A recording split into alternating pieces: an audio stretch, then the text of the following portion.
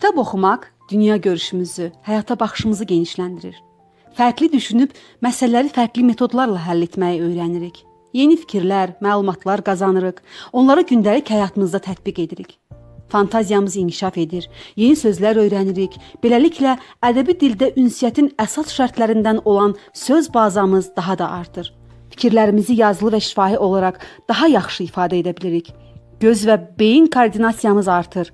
Daha sürətli görüb dərk etmə bacarığına sahib oluruq.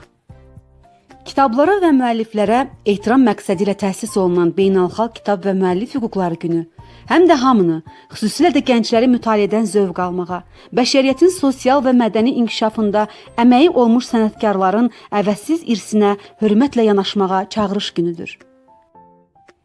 Fiziki idman hərəkətləri bədən üçün nə dərəcədə əhəmiyyətlidirsə, oxumaq da beyin üçün o dərəcədə əhəmiyyətlidir.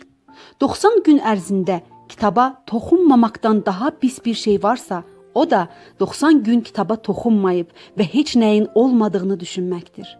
Kitabları yandırmaqdan daha böyük cinayətlər var. Məsələn,